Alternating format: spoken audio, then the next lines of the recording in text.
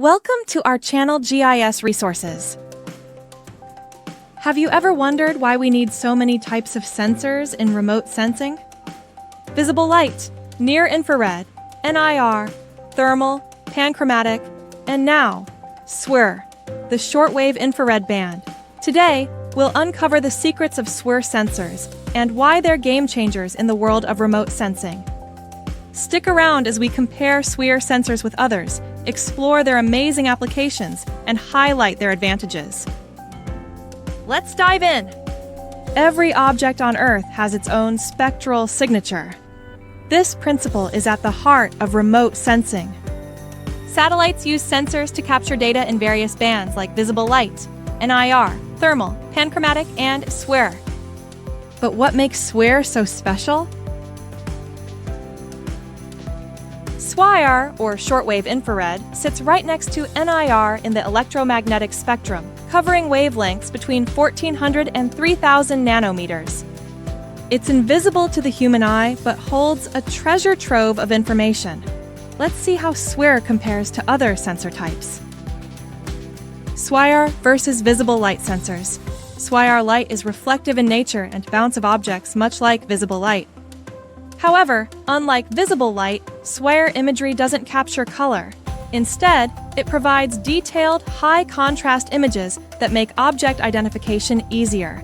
This makes objects easily recognizable and yields one of the tactical advantages of the SWIR. SWIR versus thermal sensors. Thermal sensors detect heat and are great for capturing temperature differences, like mapping ground heat. But they lack high spatial resolution. Landsat 8's thermal sensor provides only 100 meters of resolution. In contrast, SWIR sensors offer much better resolution, like 30 meters in Landsat 8 and even 3.7 meters in WorldView 3.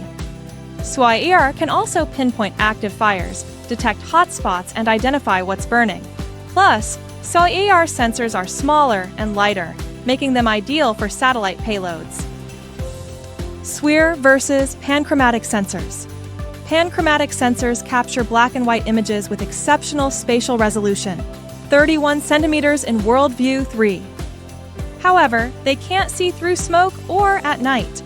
While SWIR sensors might not match the ultra-high resolution of panchromatic sensors, they excel in challenging conditions, like penetrating smoke and capturing images at night. SWIR versus NIR sensors. NIR sensors are vital for vegetation monitoring. Healthy plants reflect NIR, making it possible to calculate indices like NDVI to measure plant health. However, NIR doesn't tell us much about geology. SWIR fills this gap by distinguishing between rocks, soils, and even wet versus dry surfaces. It can also penetrate thin clouds and reveal moisture content in soil and vegetation. Applications of SWIR sensors. SWIR sensors are incredibly versatile. Here are just a few of their applications: mineral exploration, wildfire response, as they can see through smoke, food security monitoring geology, and mining urban feature identification, snow and ice discrimination, soil moisture estimation. The possibilities are endless. Advantages of SWIR sensors. So, what makes SWIR stand out? Let's recap its advantages. High sensitivity and resolution. Works day and night. Penetrates thin clouds and smoke. Small, lightweight sensors, perfect for UAVs. Minimal interference from atmospheric aerosols. It's no surprise SWIR is revolutionizing remote sensing. If you like the video, hit the bell icon for notification. Give like, subscribe, and share. Stay tuned for more interest video. Thank you for watching.